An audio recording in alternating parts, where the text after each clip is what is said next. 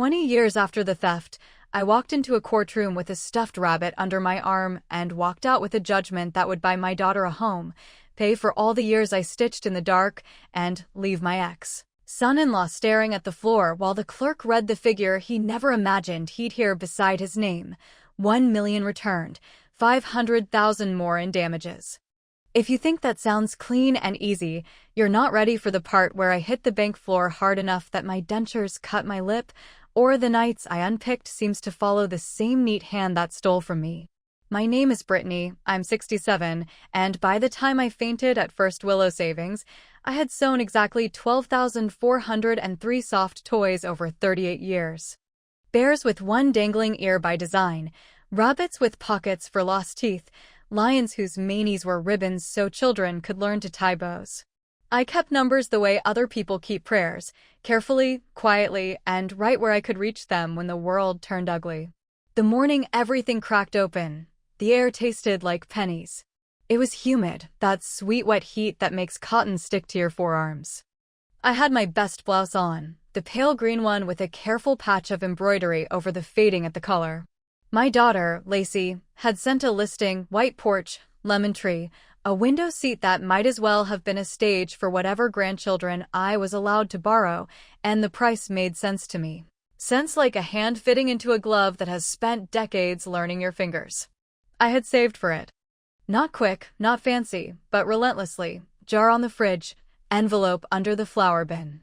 And finally, the account whose numbers I didn't tell a soul except the banker who guided me from a tiny cubicle to a better rate when the world decided to pay savers again. 1 million. It's not a number you boast about when you live in a modest duplex and your car whines when you take the hill. It wasn't stock market magic or windfall, just orders placed by parents who told other parents who found me through a Facebook page my niece set up. It's the rhythm of a sewing machine and a woman who doesn't take long lunches.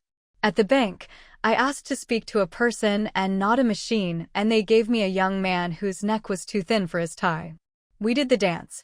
Name, identification, the little tap-tap on the keyboard while he nodded at a screen that would bless me or curse me. When he looked up, the kindness in his face was too formal, too practiced. I tasted pennies. "Miss Bennett," he said. "May I get a manager?"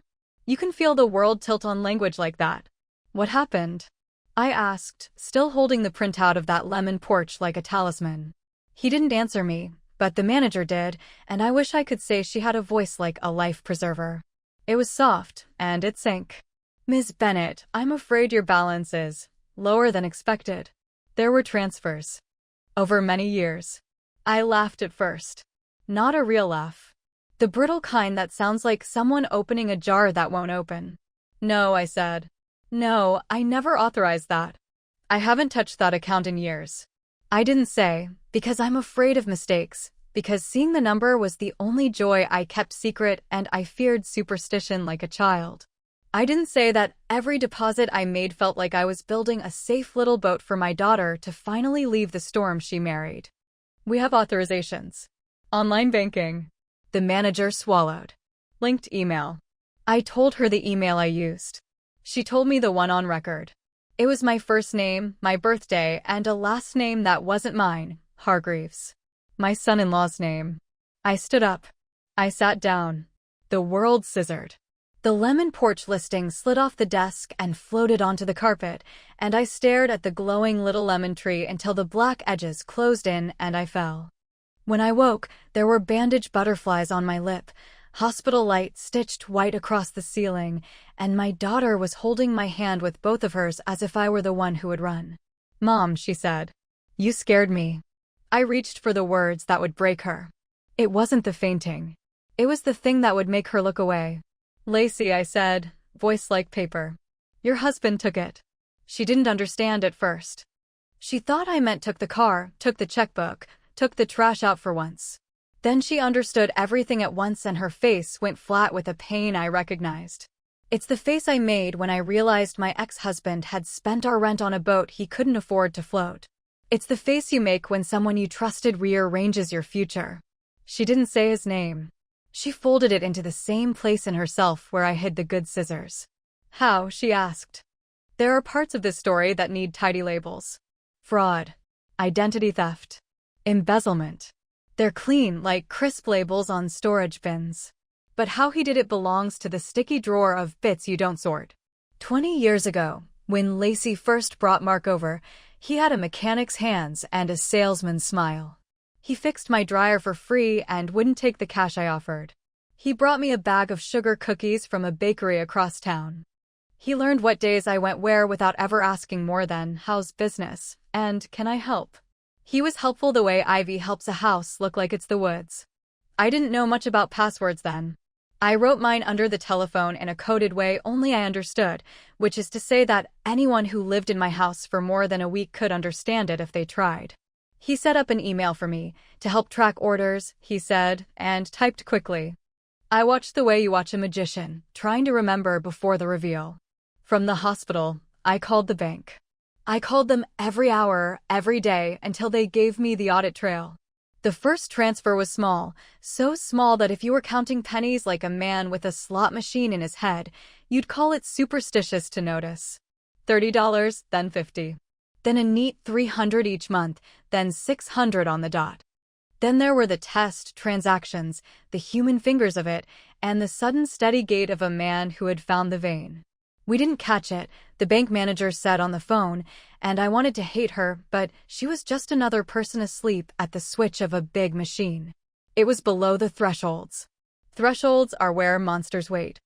Lacey cried so quietly the first night that I wondered whether she'd learned to make grief soundless to survive her marriage, or if she was only trying to keep from breaking me in half. When the nurse switched off the fluorescent glare and the TV stopped murmuring about weather, I told my daughter what we would do. I didn't use the word revenge, just so you know. Revenge is a hot word. By the time I said anything out loud, what I planned felt like taking out the trash on the curb day after day until the smell is gone. We sue him, I said. Mom, she said. It's been so long. Can you even? Is there a statute? There is for many things, I said. But not all. Fraud has a clock that starts when you know. I didn't say where I learned that. I told you I count numbers. I also collect stories. Crafters trade more than patterns. We pass along what to do when the landlord takes your deposit and claims you stained the ceiling with your breath. We share an accountant's name that we trust because she put her own son through school on Etsy money. We tell each other how to make PayPal yield when it doesn't want to. I went home with a bruise shaped like a clementine and 10 pages of itemized theft. My kitchen smelled like cotton lint and cheap antiseptic when I spread the papers like I was laying out a quilt. Every line had the same care. Transfers to an account that wore a mask, a name I didn't recognize until I read it out loud. Hargreaves Household, LLC. He had made a little company that was just 3 words of arrogance and a 6-digit routing number. There's a particular humiliation in being a woman of a certain age, telling the world you were robbed because you don't know computers. It's a humiliation people are happy to hand you like a prize. I accepted none of it. I sat at my dining table and took out my notebook, the one with measurements for the bears that sold best on the church fair circuit. On the first page, I wrote in my best hand, plan. The plan began with a lawyer. The one I could afford was named Ernestine Pike and had an office above a nail salon that was more profitable than she was. She greeted me with her sleeves rolled to her elbows and the kind of face that looks surprised even when it's not. She read the bank printouts, put her finger under lines the way a child does, and nodded. You've got him, she said. Assuming we can prove access and intent. Access? I asked, feeling my age fold around me like heavy curtains. Did he have access to your devices? Did he set things up? She tapped with her pen. And intent is that he meant to do it. Not a mistake. Pattern helps. I have patterns, I said. I made patterns for a living. Ernestine smiled at that, and we started to build the case like some terrible dollhouse where the rooms are all different shapes of proof. First, I gathered everything he had ever touched in my home. A battered laptop he had cleaned up, a paper where he had scribbled my email and added a note about a password reset, and the sticker he placed under the phone with a reminder to never share codes. A kindness that read like a confession once you knew. I found a stack of old receipts in a shoebox where I used to keep notions. Tiny purchases to services I'd never heard of that all led to one larger service that Ernestine's paralegal traced to the LLC. Second, I wrote down every memory. Not the big ones, those are too slippery. The small ones that hold. The time he watched me type my mother's maiden name into a security question and laughed. Funny name, he said. The afternoon the dryer broke and he fixed it in 20 minutes, but spent 40 upstairs in my office, checking my Wi-Fi. The evening my Facebook page got a flood of spam that I never got again, but that made me change passwords and email addresses while he sat beside me and helped. Third, I gathered witnesses. My niece who set up my shop page. The neighbor who heard him show off about taxes once by my fence, about knowing little ways to make numbers behave. The bank manager who would testify to the authorization email that was mine but not, a thing that courts understand better than you hope. We filed. Ernestine sent papers that made me feel like I had dropped a stone hard on a pond and watched the circles reach every muddy edge of my life. Lacey told him about the suit at our insistence through her own lawyer, and Mark called me at 8 p.m. on the dot the next day. His voice still had that salesman's smile tucked in it, but I could hear the hard width of fear behind. Mom, he said, the words suddenly a tactic, not a name. This is a misunderstanding. You know I helped you. I know you helped yourself, I said, and it would have been a good line if I hadn't been shaking so hard that I had to sit. He started to tell a story in the voice he uses when telling a cop why he was in a lane he shouldn't be in, convincing and dead-eyed. It involved my supposed joint account with Lacey because we were family, and there were words like consolidation and cash flow that he used the way people use fragrance when they haven't showered. I hung up. Lacey moved back in with me 2 weeks later with 3 suitcases and a box of spices she didn't want to leave behind. She wore her hair the way she did in high school, in a high bun that makes her look stubborn and clean. She said little. She was a woman who had listened to lies so long that truth was making her ears ring. Depositions are boring until they aren't. If a movie ever shows you one, it's a lie if it's exciting all the way through. It's a slow, patient scraping away. When Mark sat in the plastic chair across from me without a tie, his mechanic's hands cleaned and innocent, I had to bite the inside of my cheek to keep from offering him coffee by habit. Ernestine's questions were patient as fingernails peeling wallpaper. Did you ever have access to Ms. Bennett's computer? Sure, he said, smiling. I helped her with her business. I set up her page. Everyone knows this. Did you ever set up online banking for her? He laughed. She barely uses email. Is that a yes? I helped her. A family thing. And the email that authorized the transfers? The Hargreaves address. That's my last name, yes. Is it Ms. Bennett's last name? No. He still thought he would charm the record. He even winked at the court reporter once, and she did not look up. What is Hargreaves Household, LLC? Ernestine asked. A business. He paused. My business. Your business. What does it do? Home services, he said after a second. Handyman. Repairs. Does it bank with First Willow Savings? It has, he said, casually, the way a man says I have once been to Tulsa. And were there deposits from MS? Bennett's account to that account on she read dates, rows of them, and watched him melt. I don't. That must be accounting stuff. Did you have permission? He adjusted his mouth. We're family. Is that a yes? It's implied. I watched the court reporter's hands swallow his words and spit them out as ink. We subpoenaed the bank's logs, and the IP addresses told their own ugly story. I learned things I never wanted to learn. That you can see a person's habits traced in numbers, what time they get home, what evenings they feel powerful in their skin, how payday looks when you're stealing from someone else's week. The transfers clustered around the same window, after midnight, before 2 a.m., the hours he could be sure Lacey was asleep. Mark's lawyer was slick. He called me confused more times than I can count without technically saying I was confused. He said, allegedly, like a rosary. He tried to pull Lacey apart on the stand not with facts, but with shame. Did she not manage her household? Did she not notice? Did she not care to help her mother set up safe practices? He tried to make it her fault that her husband stole from me.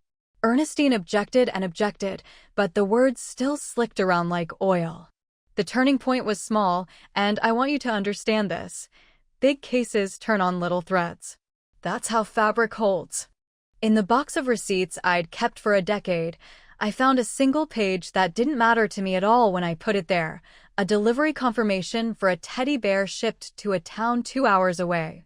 The order had come in through my Facebook messages rather than my email because the customer, a woman named Amber, had been anxious about timelines and asked me there. I printed her address, wrote her a thank you note in blue pen, and tucked the slip into the box. Why did it matter? Because the email tied to the invoice was the Hargreaves email he'd set up for my convenience to forward orders.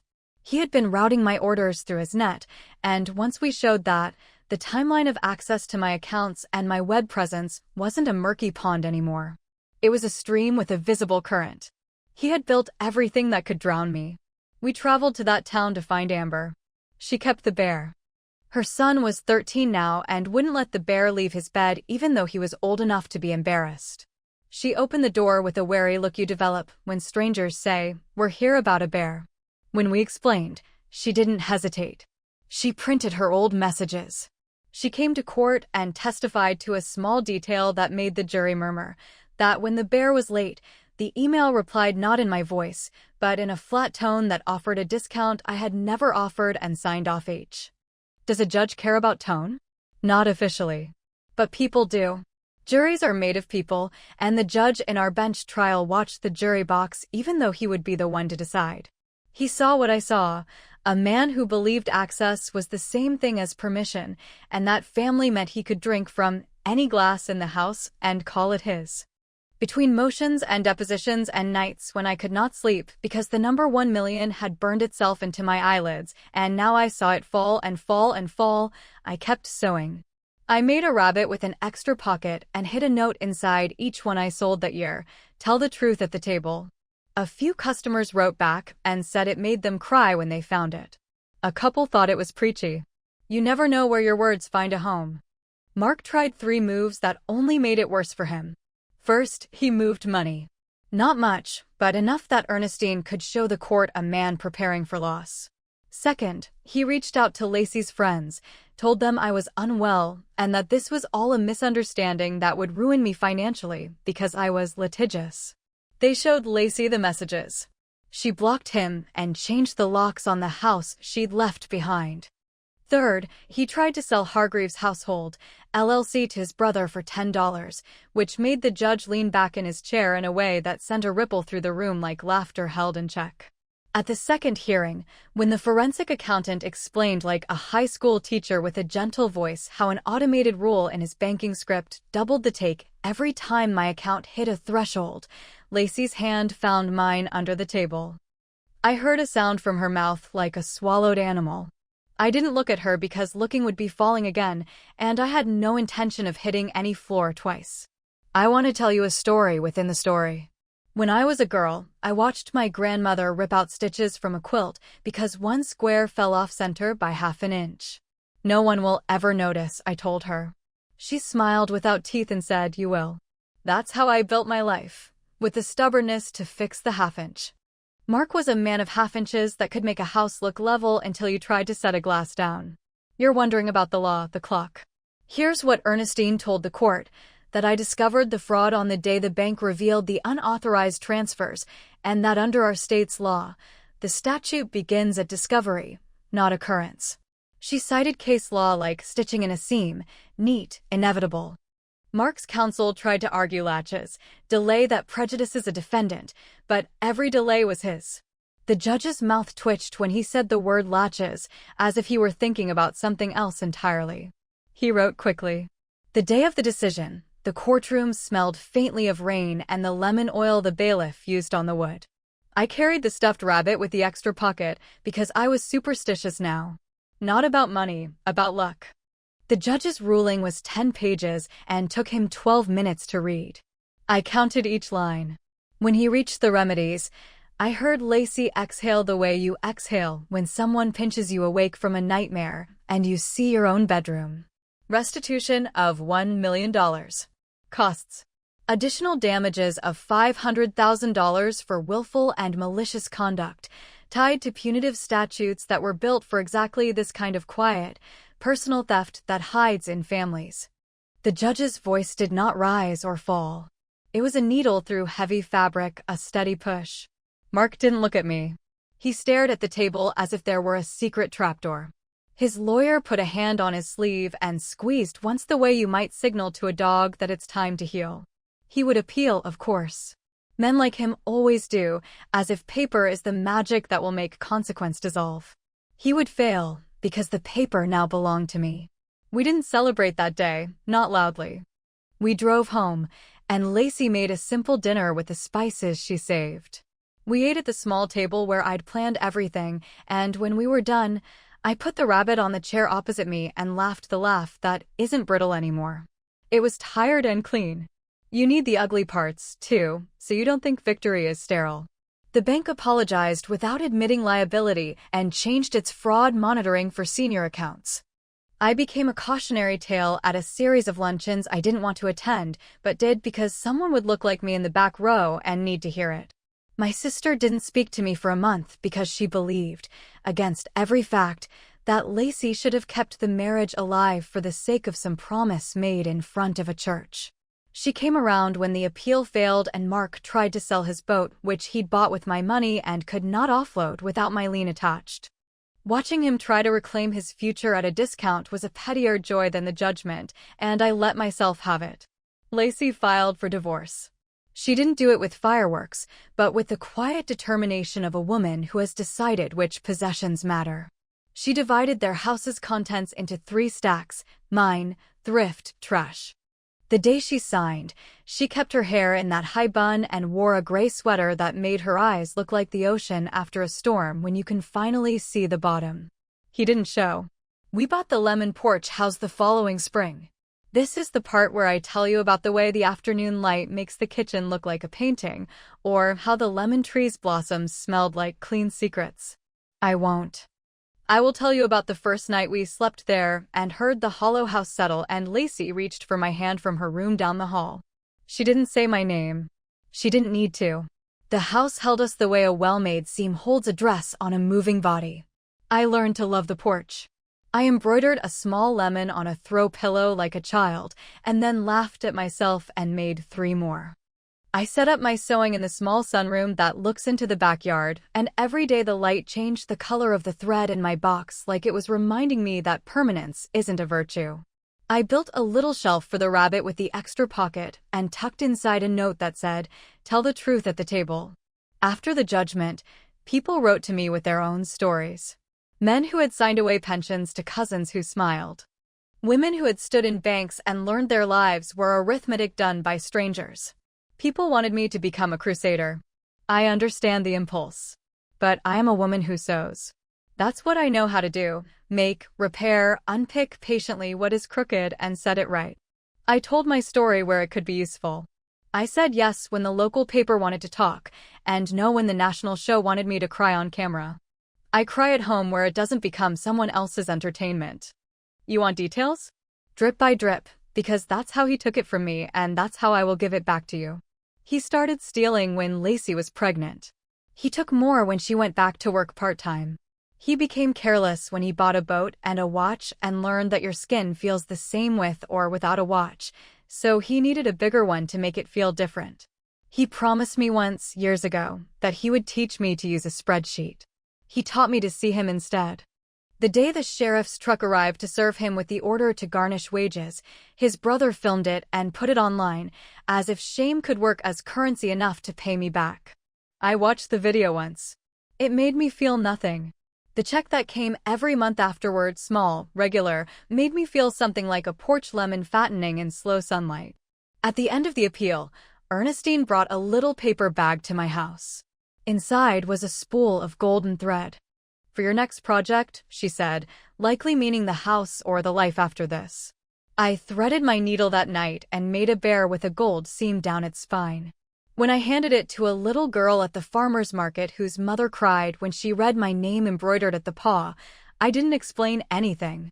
The girl squeezed the bear like every child squeezes anything soft, with casual ownership of the world's good things. Lacey asked for the same bear but bigger. I made it, and we kept it on the window seat with the lemon tree outside casting leaf shadows on its belly. Sometimes Lacey would sit beside it with a book and lay her hand on its paw as if there were a pulse. Tell me you want the numbers. You do. You're like me. We recovered every dollar. The $500,000 in damages came staggered, then sudden, because the sale he'd tried to push through of a rental property finally closed and the court caught it in the net. My lawyer's fees were covered by the judgment, and I paid Ernestine more than she billed because some people deserve to be paid on purpose. Did I ever see Mark again face to face? Once. I was walking out of the courthouse after signing something final and saw him at the bottom of the steps, looking smaller than a sentence. He looked up and opened his mouth like a fish learning to breathe on land. I thought he would offer an apology. He offered a $10 bill and some word about coffee. He is a man who thinks that gestures amount to the same thing as change. I told him I hoped he would learn to repair things he did not make. Then I walked around him the way you walk around a puddle you don't want to step in because you've got somewhere to be. The somewhere was the lemon porch. The somewhere is always the place you promised yourself before someone else promised you their better version and then forgot. I'm supposed to give you a moment of mercy at the end of stories like this. I'm an old woman, after all. The world likes us soft and forgiving because it absolves the world. Mercy is not mine to deny, but I will tell you this. Some mercies are boundaries, not hugs. My boundary is the width of my porch steps and the edge of a court order that says who is allowed to knock. When the last check came, the one that made the damages whole, Lacey, and I walked to the lemon tree at dusk. The air held that respectable cool that summer nights keep for people who actually lived through the heat. I reached up and twisted a lemon off the branch. It came free with a polite sigh. We stood there holding it together, not because we needed to share the weight, but because sometimes you hold something with both hands just to understand it better. Mom, she said. I didn't see it. You weren't meant to, I said. That was the design. She nodded. The light fell across her face and the lemon, and for a second I saw the child she had been who stitched crooked lines on a practice square and cried when I showed her the half-inch. No one will notice, she had said then, too. I will, I had told her, and she had rolled her eyes at me in the way that makes memory warm even when the present is cold. 20 years is a long time for a plan to grow in a thief's hands. It is also long enough for a woman to make a boat sturdy enough to take herself and her daughter to shore. I am not the hero of a tidy parable. I am a seamstress who knew the difference between a snag and a rip and decided to mend in public where anyone could see the stitches. There is a quiet coda I want to give you. 6 months after the judgment, a woman knocked on my door.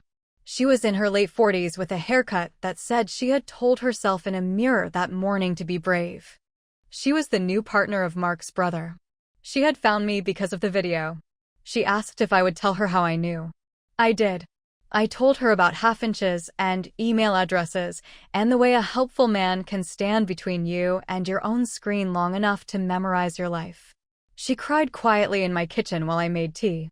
When she left, she hugged me with the awkwardness of strangers who have shared a terrible kindness. A month later, she sent me a postcard from a town far away. The card had a picture of a lighthouse.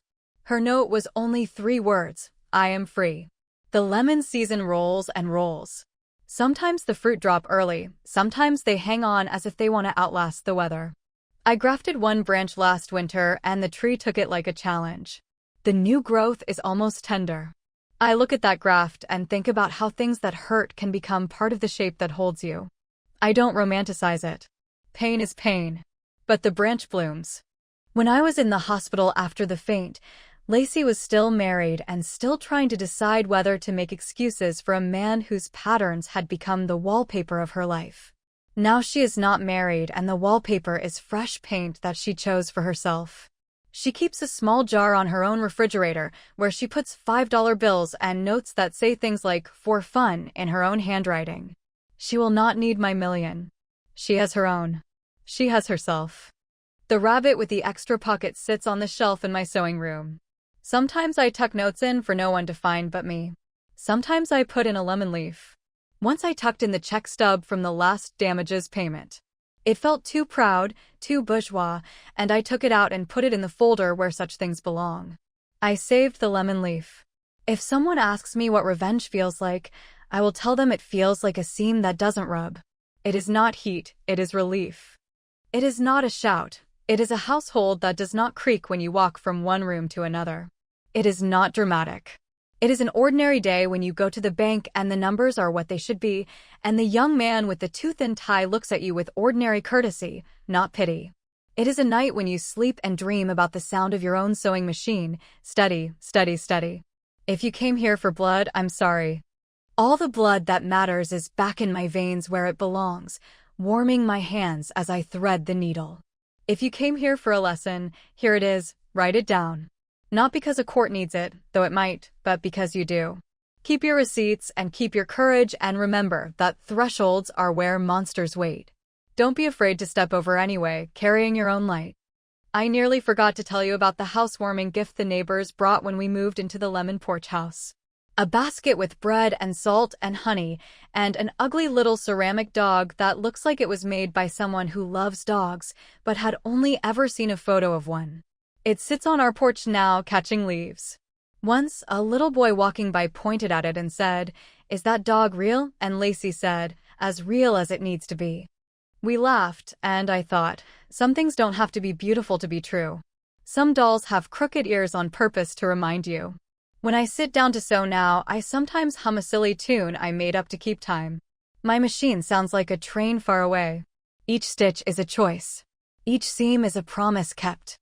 And if I ever falter, if I think about the nights he sat on my couch and smiled with all his teeth while stealing from me slowly and professionally as a kind of vocation, I go to the lemon tree and run my fingers over the peel of a fruit that does not apologize for being bitter and bright at once.